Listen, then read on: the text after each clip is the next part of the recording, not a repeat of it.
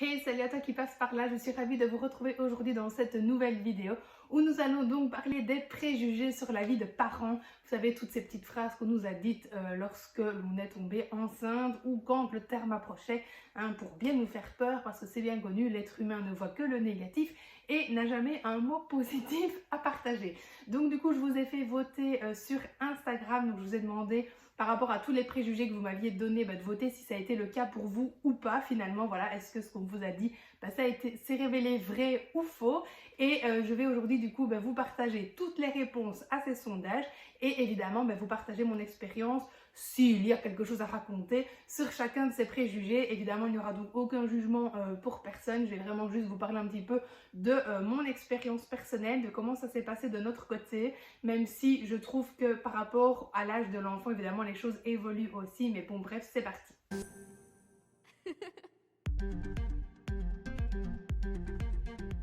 Étude réalisée en juillet 2022 sur le compte Mademoiselle Inès en story pendant 24 heures, suite à l'étude de plus ou moins 2000 sujets. Alors, le premier préjugé qu'on nous a dit, et ça franchement je pense que personne n'y a échappé, c'est vous ne dormirez plus. Alors ici on a quand même 53% de vrai, donc c'est quand même énorme. En même temps c'est vrai que forcément pour tout le monde, même si on a un bébé qui dort bien, le sommeil est un minimum chamboulé. Ça c'est clair que par rapport à avant, forcément faut pas être voyant, le sommeil est perturbé. Maintenant on ne dormira plus, bon pour moi c'est faux puisque voilà, il y a quand même des moments où on peut se reposer et c'est sûr que pour ceux qui ont un bébé qui dort bien, ce qui est clairement mon cas, donc je ne vais pas m'en plaindre et je ne le dis d'ailleurs jamais parce que je sais que c'est très mal vu par certaines, où les enfants évidemment ne dorment pas bien, voilà, je m'en excuse mais je n'en peux rien, voilà. Ben, forcément c'est vrai que dans mon cas, elle a très vite fait ses nuits, donc même si elle se réveillait tôt ou que c'était épuisant la journée et qu'on était quand même fatigué, on arrivait quand même plus ou moins à dormir. Donc c'est vrai que c'est pas forcément toujours le cas. Donc je pense qu'un enfant n'est pas à l'autre non plus. Il y a des âges où ça régresse, des âges où ça fonctionne bien. Donc bref, je pense que cette question restera un ultime tabou et mystère en même temps, jusqu'à la fin des temps à mon avis. Deuxième préjugé, vous ne partirez plus en vacances ou en tout cas pas très loin. Alors ici on a 71% de faux. Parce que bien sûr, un enfant n'empêche pas de continuer de faire sa vie. Enfin, en tout cas, dans mon cas, c'est clairement comme ça que je le conçois. Alors certes, ça fait quand même 3 ans et demi qu'on n'est pas parti en vacances, mais je ne me voyais pas partir en vacances avec ma grossesse alors que j'étais déjà extrêmement mal. Ensuite, il y a eu le Covid, donc forcément, comme tout le monde, on a été punis. Et ensuite, Romée était tellement trop petite que je ne me sentais pas de partir en vacances avec elle, mais ce n'est pas du tout elle qui m'a empêchée de voyager, loin de là. Ici, cette année, on y va prendre 3 fois l'avion sur 3 semaines, donc clairement, elle aura son baptême de l'air. Et là, c'est vraiment notre petit avant-goût pour recommencer à voyager, parce que clairement, moi, je suis une fan de voyage. Ça fait très longtemps que je n'ai plus beaucoup voyagé pour X raisons, mais je ne vais pas m'étaler ici sur le sujet dans cette vidéo, mais clairement là on a bien à l'esprit que chaque année on va se faire un beau voyage et elle viendra avec de toute façon, donc non, ça ne nous empêchera certainement pas de voyager et encore moins très loin. Surtout que je vous parlerai peut-être prochainement d'un voyage que potentiellement je vais gagner, on verra, mais je n'en dis pas trop maintenant parce que sinon ça va me porter malheur. Troisième préjugé, vous ne sortirez plus. Alors attendez, il y a 66% de faux. Dans notre cas, c'est vrai qu'on ne sort déjà pas spécialement beaucoup parce que on a d'autres priorités et que voilà, c'est pas spécialement notre kiff. En tout cas, ça ne l'est plus. En vieillissant, voilà, on n'aime plus trop ça. Maintenant, ça ne nous empêche pas d'aller chez des gens, d'être invité, d'aller à une soirée, enfin peu importe. Romain suit et si pas, il y a quand même moyen toujours de faire garder, je pense, l'enfant. Donc pour moi, c'est faux aussi. Ça n'empêche pas de sortir. Ensuite, quatrième préjugé, puis je vais arrêter avec mes doigts parce que quand on va arriver au 23e, ça va être compliqué. Notre vie s'arrête quand on a un enfant. Alors là, on a 88% de faux. Clairement, encore une fois, moi je suis toujours partie du principe que mon enfant allait être intégré dans ma vie et pas le contraire, et qu'elle suivrait partout où on irait, entre guillemets. J'ai envie de l'habituer un peu à bouger, à nous suivre, à avoir notre rythme aussi, même si c'est vrai qu'au départ on s'adapte beaucoup au rythme de l'enfant, mais là maintenant qu'elle grandit, clairement nous on a envie que ce soit l'inverse. Maintenant, je sais que c'est pas forcément toujours possible parce que ça dépend d'un enfant à un autre. Mais bon, voilà, notre vie s'arrête. Non, je pense qu'il faut juste se laisser le temps de retrouver son équilibre et à un moment donné où on se sent mieux, où on a vraiment justement cet équilibre, ce rythme qui se réinstalle dans notre vie et qui nous permet de pouvoir de nouveau faire un peu ce qu'on a envie. Maintenant, je pense qu'il y a beaucoup aussi une crainte ou une peur qui nous bloque, où on a peur que ça se passe mal en sortant avec bébé, où on a peur que bébé ne se sente pas bien, etc. Et ça, je le conçois parce que moi, au départ, c'est vrai que c'était comme ça, j'avais peur... si jamais on était loin de chez nous et qu'il y avait quelque chose, ou qu'elle n'était pas bien, ou qu'elle ne s'arrêtait pas de pleurer, qu'est-ce que j'allais faire hors de ma maison? Qu'aujourd'hui, voilà, je pense plus vraiment comme ça. Maintenant, je pense que c'est parce qu'elle grandit. Mais donc voilà, en tout cas, pour 88% des gens, c'est faux. Donc rassurez-vous. Et d'ailleurs, ça me fait penser qu'il y a quelqu'un, je ne sais plus qui, désolée, si tu passes par là, je te fais un petit coucou, qui m'a envoyé un message en story en me disant que non, ça c'était faux, c'est quand on en avait un deuxième que c'était vrai. Donc voilà pourquoi je n'en ferai pas de deuxième. Ensuite, tu peux dire adieu à tes abdos et à ta silhouette. Et bien là, bizarrement, il y a quand même 55% de oui. Et moi, je suis absolument pas d'accord parce que certes, oui, dans un premier temps, on a un corps, quoi. Mais après, il est toujours possible de travailler dessus, de faire attention à l'alimentation, de refaire du sport, même si je sais que c'est dur. Enfin, franchement, je vous assure, j'en chie. Là, après... quand j'ai pu recommencer le sport, j'avais vraiment quand même récupéré une silhouette qui me plaisait déjà beaucoup mieux. J'étais hyper contente parce que vraiment, je m'étais bien réaffinée. J'avais vraiment perdu pratiquement tout mon poids de grossesse. Je commençais à me retonifier un peu. Puis j'ai eu un petit coup de lâcher où là, de nouveau, bon voilà, j'ai pas spécialement repris, mais on voit que je suis moins affinée qu'avant, bizarrement. Et du coup, bon, c'est vrai que voilà, c'est compliqué parce qu'avec un bébé, on n'a pas forcément toujours le temps ou l'envie ou l'énergie de faire du sport. Et pour moi, c'est ok. Voilà, je pense que chaque chose en son temps et on a le droit de prendre le temps de, voilà, tout simplement, et de certainement pas se mettre la pression pour ça. Mais pour moi, c'est complètement faux parce que non, on peut récupérer le corps qu'on souhaite. Enfin, n'importe qui peut avoir la silhouette qu'il désire, il faut juste en donner les moyens. Et voilà, trouver le temps, ça c'est clair que c'est pas forcément toujours facile, mais je pense qu'il y a toujours moyen de s'arranger pour retrouver ces petites tablettes de chocolat si on en a envie. Et si on ne les a jamais eues, on peut les avoir aussi. Ensuite, terminer la vie à deux, à faire ce que vous voulez. Là, on a quand même 67% de vrai et je suis quand même d'accord en partie parce que c'est vrai que maintenant, on ne peut pas penser plus qu'à nous en se disant « Allez go, on fait ça », etc.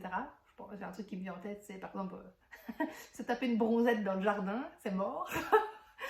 Mais je pars quand même du principe que non, c'est pas terminé, c'est pas à ce point-là non plus. Il y a quand même toujours moyen, encore une fois, de s'arranger pendant la sieste des enfants, ou bien si, voilà, si vous les faites garder, peu importe. Il y a quand même moyen de se trouver du temps à deux et de faire ce qu'on veut.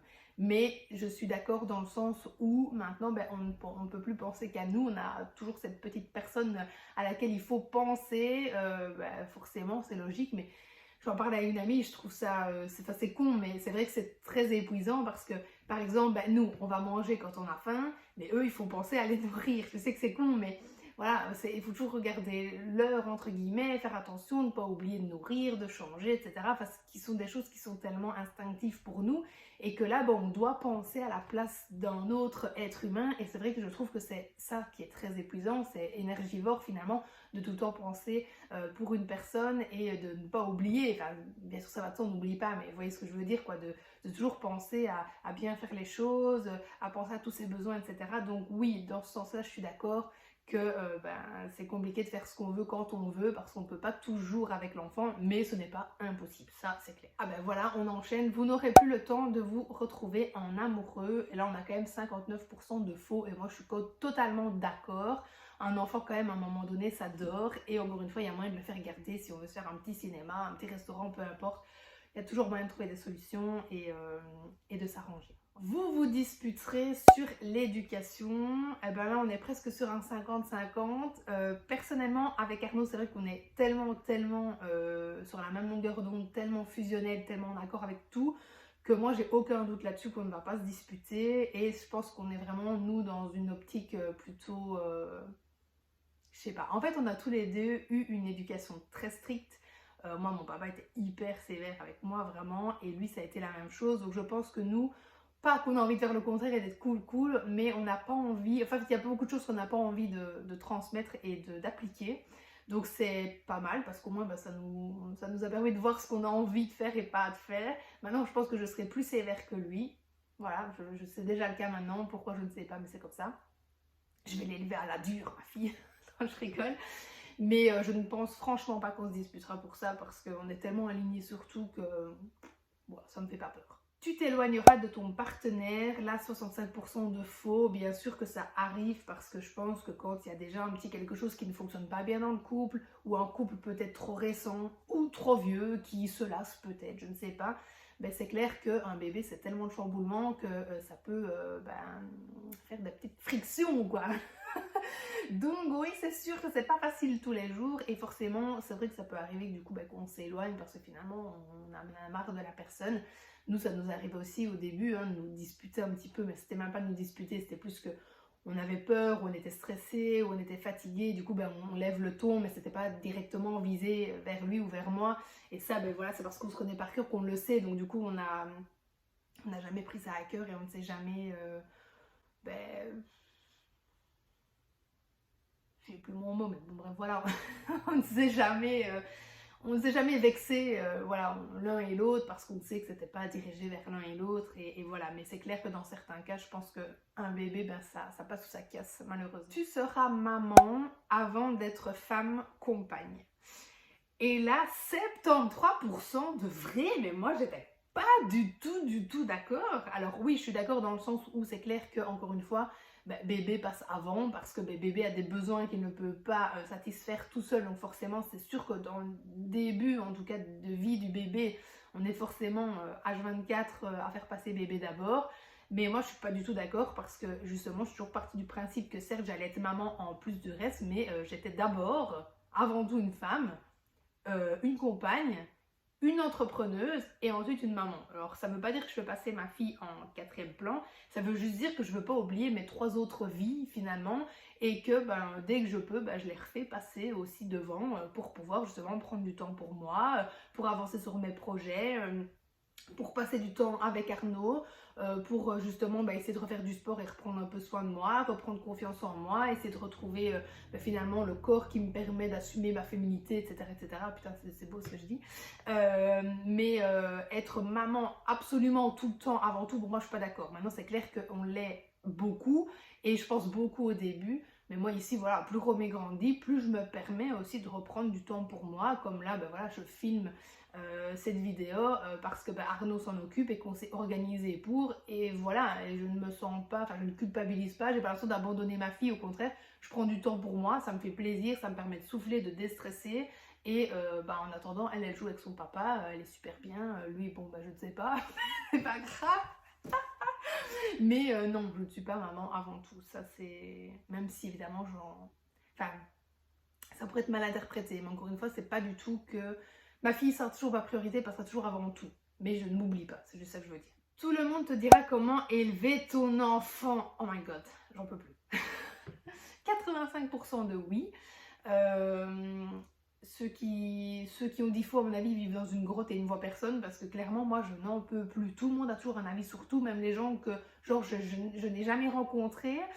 Exemple concret, là, on est invité chez un collègue à Arnaud. Et il y avait des anciens collègues et sa femme qui disait oui mais tu ne penses pas qu'il faudrait plutôt faire ça ou ça? Et je lui dis mais en fait tu la connais depuis une demi-heure. Et même là les gens ont quand même un avis parce qu'en fait je pense que les gens s'arrêtent vraiment sur leur expérience personnelle et à partir du moment où c'est pas fait comme eux etc, ils se permettent de le dire parce que pour eux je pense que c'est la meilleure façon de faire ou d'agir ou peu importe. Mais ça c'est terrible, moi vraiment waouh. Ouais, moi bon, je rentre pas dans le détail parce que je ne sais pas qui regarde mes vidéos, mais moi je suis fatiguée. Franchement, c'est le plus dur que j'ai depuis que je suis maman. C'est m'organiser pour les autres, m'organiser en fonction des autres et m'organiser en fonction des autres. Voilà, c'est même pas dire que c'est l'enfant qui m'empêche de faire des choses, c'est les proches. Voilà. Avoir un enfant, ça casse ton couple. Donc là, ça revient finalement à ce qu'on disait tout à l'heure avec on s'éloigne. Ici, il y a 89% de faux, heureusement. Et comme je disais, oui, c'est sûr que s'il y a déjà peut-être une fragilité au sein du couple, ça peut faire péter le truc. Voilà. pour un bien ou pas, mais bébé passera toujours avant toi. Finalement, ça revient un petit peu aussi à ce qu'on disait juste avant. Il y a 94% de vrai. Oui, je suis d'accord, dans le sens où c'est clair que l'enfant a besoin de vous et que vous ne pouvez pas le faire attendre pour manger, des choses comme ça. Enfin, faire attendre une demi-heure, quoi. Je veux dire, 5 minutes, il va mourir. Hein. Mais oui, c'est clair que les besoins de l'enfant doivent être assouvis et qui va le faire? Les parents, donc c'est clair qu'on n'a pas le choix. Maintenant, le toujours, moi je suis pas d'accord parce que voilà, là maintenant qu'elle commence à grandir, encore une fois, comme je vous le disais, j'ai quand même un peu plus de liberté et clairement, je la prends. Les proches ne s'intéresseront plus qu'au bébé, 73% de vrai, mais punaise, mais moi c'est totalement vrai. Franchement, c'est... Je ne sais même pas dire quel est ce sentiment parce que autant pendant la grossesse, voilà, tout le monde est sur vous, oh là là, machin, bref, tout le monde s'occupe de vous, que ce soit les proches, le corps médical, etc. Et puis une fois que vous avez accouché, c'est fini. Voilà, c'est fini. En tout cas, dans mon cas, c'était comme ça, c'est terminé. Moi, on n'en avait rien à faire. C'est limite, on m'a demandé comment s'était passé mon accouchement. On saute sur le bébé, on s'accapare le bébé. On te demande même pas limite comment tu vas quand on vient te voir. C'est tout de suite on court vers le bébé, on te dit même pas bonjour. Je le vois avec mes proches, je le vois avec mes patients aussi. Hein. C'est et la petite ça va? Oui, et moi ça va? Ben oui, ça fait limite grosse jalouse. Mais c'est pas le cas, c'est juste que je trouve ça hyper fou que nous on en a plus rien à foutre quoi. C'est hallucinant. Et c'est comme ça partout quoi. Je vois bien les grands-parents viennent, on court vers le bébé, nous on nous demande pas si ça va, on limite ah oui en fait bonjour hein, ma fille, bah ouais. ouais, je suis toujours là. Ça c'est ouais, je suis totalement d'accord avec les vrais. Voilà. Et ceux qui sont faux, vous avez vraiment de la chance. Impossible de se reposer avec un bébé. Là, on est sur un 50-50. Je pense clairement que ça va dépendre vraiment de l'enfant, de son sommeil, etc. Dans mon cas, c'est faux, étant donné que Romée dort très bien et que elle fait quand même encore une sieste. Maintenant, c'est une sieste l'après-midi, un peu plus longue, donc je profite de ce moment-là, non pas pour me reposer, mais pour avancer sur mes projets, vous me connaissez. Mais si j'ai vraiment besoin de me reposer, oui, j'ai ce moment-là, et si pas, je vais dormir plus tôt. Dès qu'elle est au lit, j'y vais, et puis c'est tout. Ensuite, le conjoint sera toujours relayé au dernier plan. On a 64% de faux, et moi je suis totalement d'accord, c'est absolument faux. Maintenant, c'est vrai qu'avec Arnaud, on est un couple vraiment hyper fusionnel. On ne fait qu'un, enfin voilà. Donc on a toujours tout fait à deux, à part se lever, hein. Ça c'était pour ma pomme évidemment. Mais on a toujours pratiquement tout fait à deux, et donc du coup, en fait, nous on part du principe qu'on profite du coup ensemble de notre fille, on joue ensemble avec, on va la laver ensemble, enfin bon voilà. Sauf si vraiment, on a d'autres priorités, enfin pas d'autres priorités, mais d'autres obligations dans notre vie qui fait que du coup voilà, on se relaie un peu et que chacun fait une tâche. Mais sinon, clairement, il passe pas du tout au dernier plan parce que, encore une fois, voilà, on fait tout ensemble, on profite ensemble, on se fait nos souvenirs ensemble, tous les deux, tous les trois, et dès qu'elle dort, voilà, on est tous les deux, on profite tous les deux, on refait le monde, enfin voilà quoi. Oui, je suis encore très amoureuse. Hein. Terminer l'intimité de couple, faux à 76%, et clairement je suis tout à fait d'accord, à part si on a un enfant qui dort non-stop dans le lit, qui est non-stop collé, etc. Pour moi c'est absolument faux. Voilà, quand on met dort, de nouveau on est tous les deux, l'intimité elle est là, voilà quoi. Et sur ces bonnes paroles on a terminé, voilà. C'était quand même pas mal. Donc bref, finalement, dans la majorité des cas, les gens sont quand même plus ou moins d'accord sur les vrais ou les faux. J'espère que ma petite expérience vous aura peut-être permis de vous rassurer ou d'y voir plus clair sur certaines choses.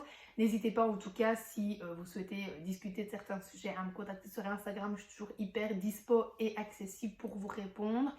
J'ai même pensé comme ça, mais c'est clairement me mettre encore un truc sur le dos, mais que si jamais il y avait certaines personnes en souffrance par rapport à certains sujets, on pourrait peut-être même essayer de se mettre ensemble, faire un groupe Messenger ou peu importe, WhatsApp, si vous souhaitiez discuter entre vous, pourquoi pas. Moi je pourrais vous rapprocher, ça pourrait être hyper sympa.